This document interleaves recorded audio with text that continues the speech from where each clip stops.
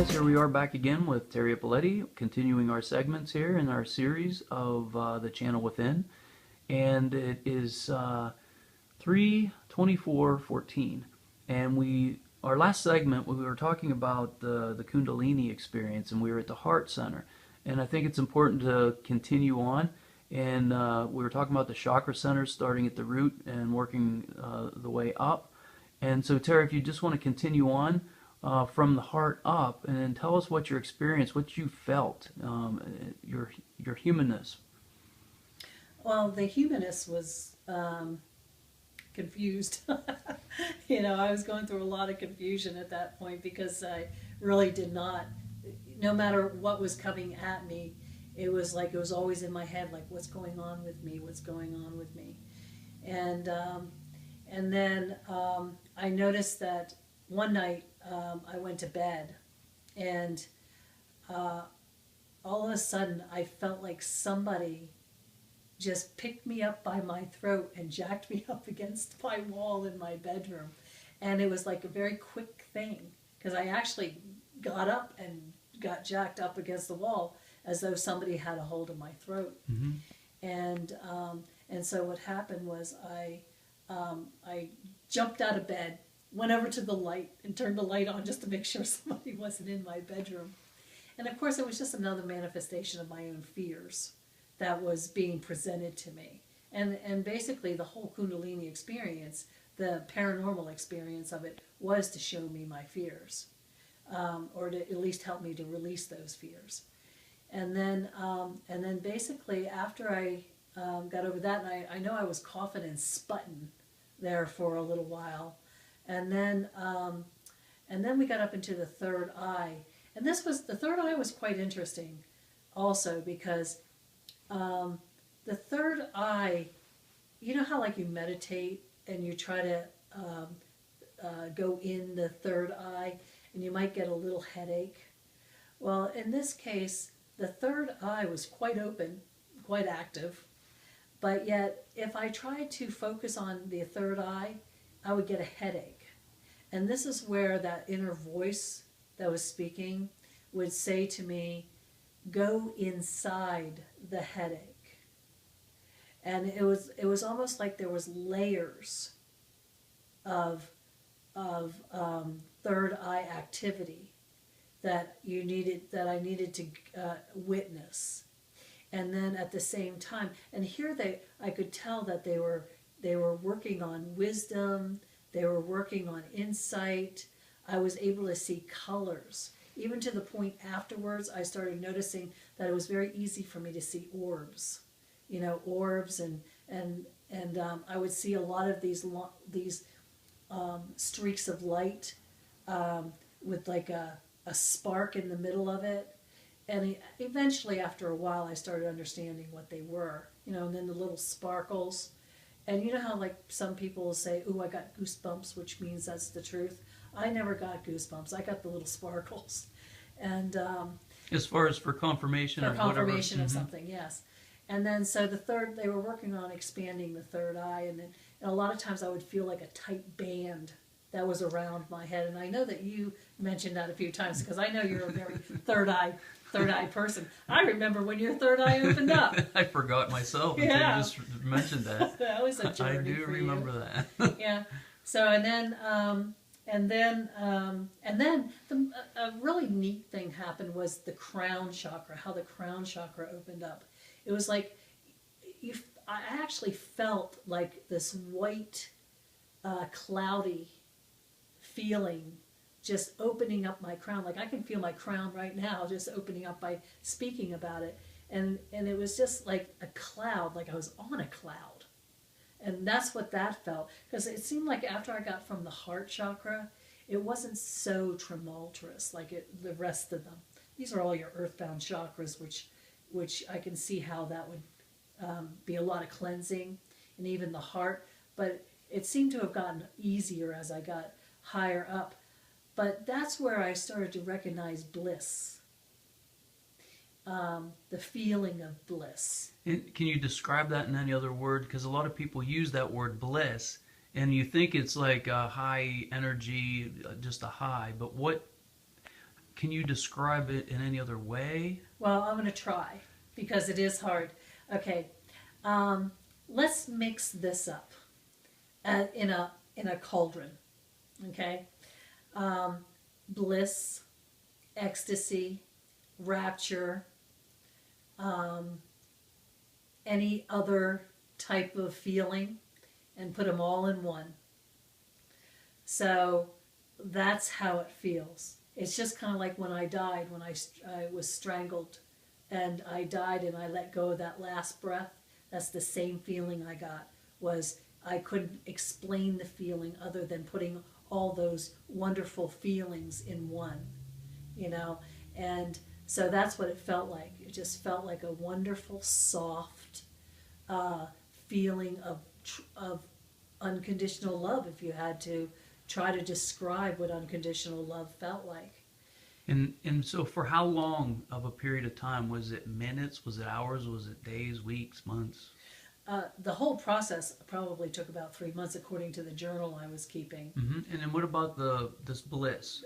A day. A day. Okay. Yeah, and it was like within, like, I always knew that every time that I would get an orgasmic feeling that something was going to come. And I was actually taking care of an old man at the time, and I walked out of the room knowing that something was coming. And so I went into his office and sat on the couch and I just let it happen. And that's when that came about. And I felt like I had a council standing all around me at that time. And what I started to realize later, I don't know if I have time for this, but later I started to realize that council was all the guides that were set up for me to learn more about my evolutional growth and expansion. And I could actually, it's almost like one guide after another guide after another guide, waiting its turn while the other guide was teaching me from internally. And that's kind of like what I was going through after I went through the Kundalini, was those experiences. Kind of like the first part was probably allowing the grid to rewire itself, because I went through that after the Kundalini experience, because I had to go through the Dissension first.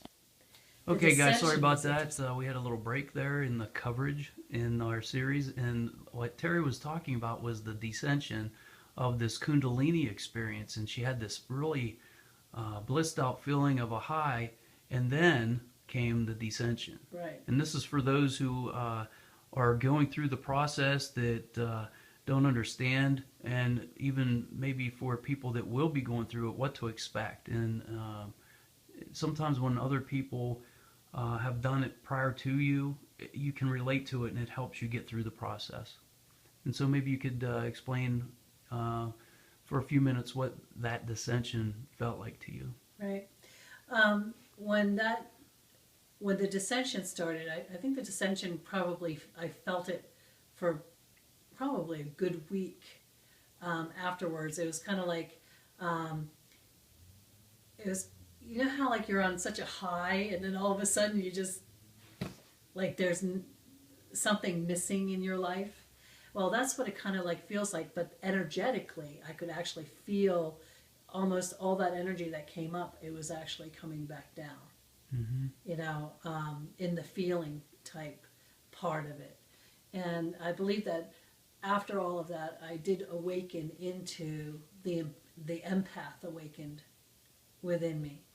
But then when I started recognizing it's like signs of depression, it was almost like even though there was a lot of turmoil through the Kundalini, I missed it. I missed the feeling of the high. I missed the company of the angelic beings that were visiting me basically nightly. I was missing the thrill of it. And so it was like I felt a loss. And so as this Descension was moving down, and what it was doing was placing me back on Earth. You know, it was kind of like I was so, some people call it airy-fairy. They call it being unbalanced. and that's what was happening. I was being balanced and placed back on the earth, the third dimensional aspect of myself. Now, what was really interesting after that was I started realizing that I was crying a lot and didn't know why I was crying. It's kind of like being in menopause and you're crying and you don't know why you're crying, okay? But actually, what was happening was I ran across this lady who did a past life regression on me in New York. And I told her, I said, you know, I just cry sometimes and I can't even figure out why I'm crying. And this has all been happening after this Kundalini experience. And she goes, what's happening is you're mourning. You're mourning for the self that you, it's like your ego or a part of you is mourning for the self that you used to be because you're not that person who you used to be anymore.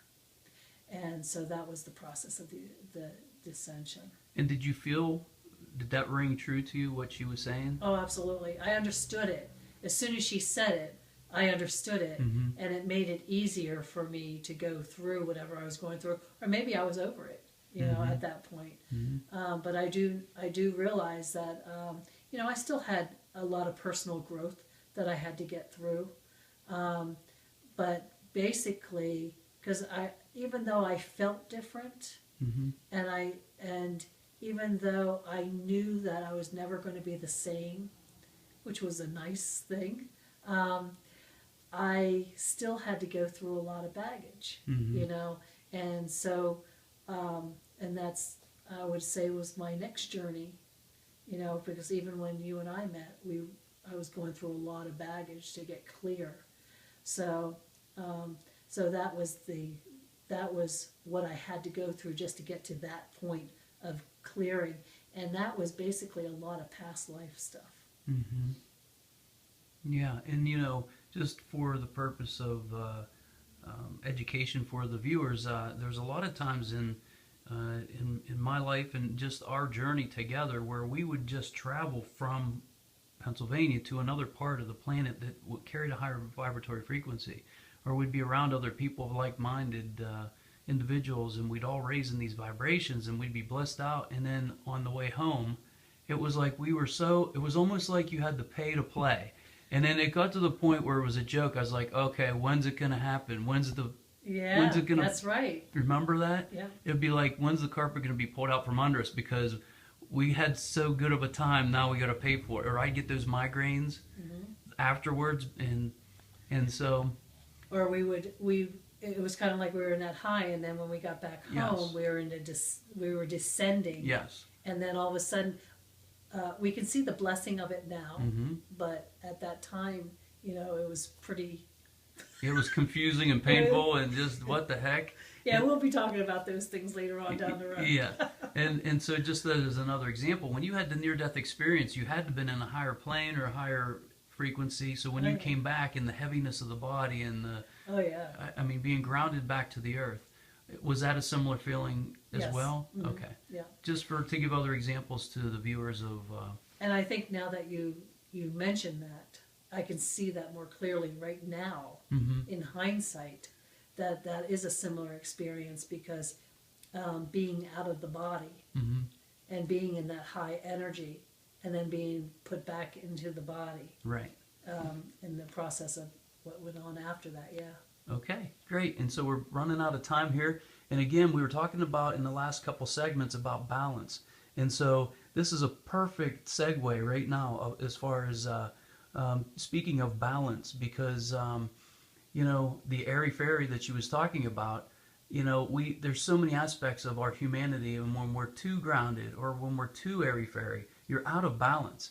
And that's when things are not as comfortable. And so it's all about balance. And so I just can't say that enough. That's the biggest lesson I probably learned on this planet thus far, is being in balance. And so we're going to cut this segment, and thank you again, Terry. Thank you. And love, light, and laughter to you guys. And till next time.